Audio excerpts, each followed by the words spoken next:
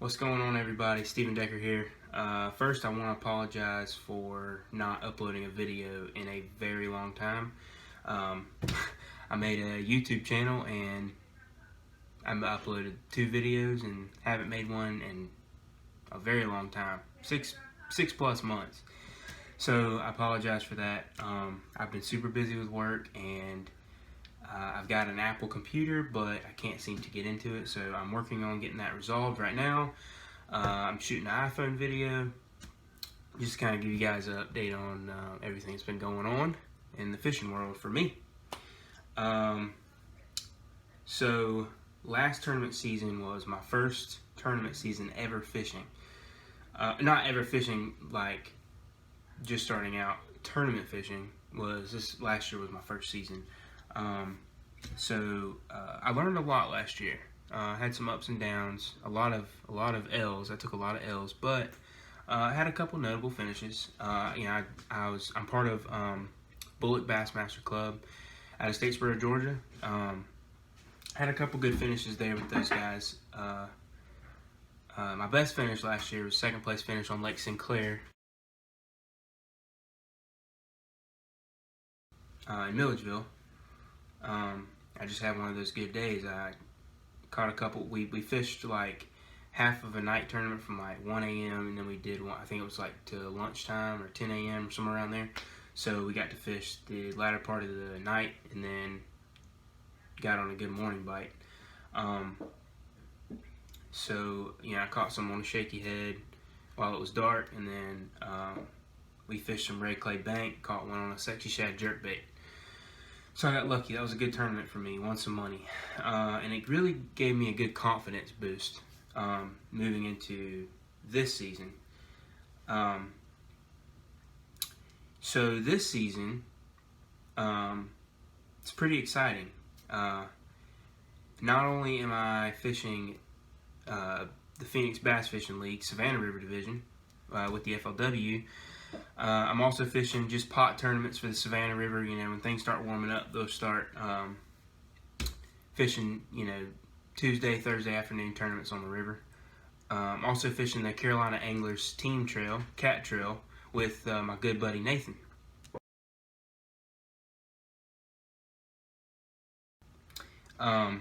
He's also fishing the Savannah River Division BFLs this year. So it's cool to have a buddy that you can fish along next to. You guys can bounce pointers off of each other, learn from each other, and things like that. So it's been really awesome having tagging along. He's been doing most of the driving, but it's been really nice having a friend that you can learn from and take advice from, and vice versa. So we rely a lot on each other for sharing information, tips and tricks that we've learned and stuff like that. So Nathan, it's been awesome, man. One more thing before I move into the first event for the 2020 season for BFLs. My dad just got a 17-foot, I think, aluminum fisher with a 90-horse Mercury on the back. I'm pretty excited about that. I think he's really getting into bass fishing. So that'll be exciting for me and him to share that experience. I can share my passion for fishing with him, and you know how it is. Taking people fishing that don't usually go, once they catch a fish, they're hooked, and that's what I'm hoping I can do with my dad. So he also said that I can use it for tournaments. So hopefully that's the boat I can use to use in the Savannah River pot tournaments that I fish as well. So during weekdays.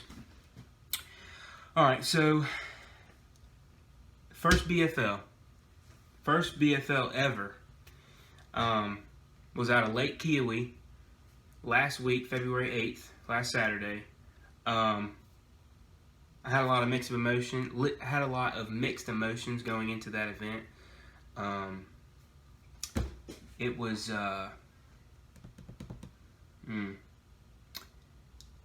I wasn't sure. You know, you can watch a million YouTube videos on how BFLs go, but until you actually fish in one and compete in one, I don't know how to explain it, to be honest. You just got to go out and experience one. If you don't fish them, I highly recommend signing up for a BFL near you. It's a truly awesome experience. You learn a tremendous amount of information from your boater. I did. All right, so Lake Kiowee, February 8th. Forecast going up there. You know, we've been reading fish. Me and Nathan had both been reading fishing reports weekly coming up to the event, and you know, the fishing was really slow. The forecast for the BFL when we got up to Seneca, South Carolina, was only, the temperature was cold. I think it was 28 degrees that forecasted, but it was going to get up to like 48 or 50, so it was going to be nice. It was going to be cloudy, partly cloudy, something like that, partly sunny. Well, things changed very quick, and that big winter storm moved through in the northern part of the United States, and it, you know, always on the sweeping end of that, you get some sort of rain or sleet mix up in that North Georgia, northern South Carolina area, and it just so happened to hit the night of the BFL, the night before the BFL started. So, the forecast called for less than 1 inch of snow. It changed from partly cloudy to less than 1 inch of snow, and they didn't even expect accumulation. And then we went to the meeting. Right after registration, there was a meeting, and tournament director Alan Gray said that the forecast had changed to 4+ inches. And so, needless to say, me and Nathan that night, we went to Walmart and dropped like $50+ on thermals, and we were pretty dang warm. I do recommend getting some super thin waterproof gloves that you can wear, because, you know, something you can still throw a bait caster with and stuff like that, and tie knots and things like that when you're rigging your tackle, because I had some hunting gloves on over my fishing gloves, and once both of those got wet, it was only like lunchtime-ish, and I still had 3 or 4 hours to go, and it was brutal. My hands were frozen. I couldn't feel them. Yeah, it was bad. So get some thin waterproof gloves if you're going to fish in super cold weather, especially when it's going to snow. Other than it snowing, I wasn't too sure how to, like, you know, the boater interaction, you know, fishing with the Bass Club. I fish with people I know. This was hopping into some random dude's boat, and competing. So it actually turned out to be really awesome. I was blessed with an awesome boater who gave me a lot of insight to the fishing world, tournament fishing. He was very informative when it came to when we were out there on the water. I asked questions, and he helped out a good bit. So we'll move on to baits. So there's one bait in particular that I'm not going to share because it's a bait that I plan on using the rest of the season, and it's something that everybody's heard of, I'm sure, but I don't know if a lot of people were throwing it in the BFL or will throw it, so I'm just going to keep that one on the DL, but I will share some other baits with you that every one of you have in your tackle box that I seem to have success with on Lake Kiowee. So the first one is I fished a shaky head, and on the shaky head I had a green pumpkin and chartreuse tail Cinco. I like Yum dingers. That's just personal preference. I love Yum products, but any Cinco and green pumpkin chartreuse tail will work.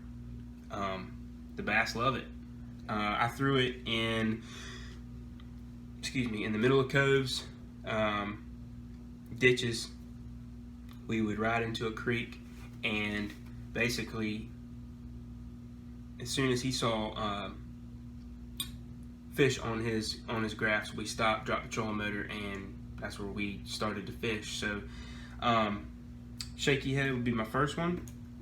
On ledges and some drop-offs, I fished a football jig, green pumpkin, with a crawl trailer. Had a lot of success on this. I threw the jig after I already had a limit. I was really searching for big bites with the jig, because you're not going to get many.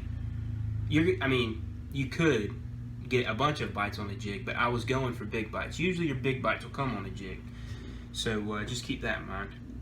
Also caught them on a deep diving jerkbait. A deep diving crankbait, blueback chartreuse belly. They just seemed to like that color. There was a little bit of stain to the water. It had rained significantly leading up to the tournament. So there was slight stain, but for anybody who's fished Lake Kiowee, it's a super, super clear reservoir. But I also fished a drop shot. I wasn't going to pull a weight and a hook out, but I used a Z-Man hula stick for my drop shot. I'm not going to give you the specific color, but it was something that's resembled a shad. I wasn't too sure. I had a KVD.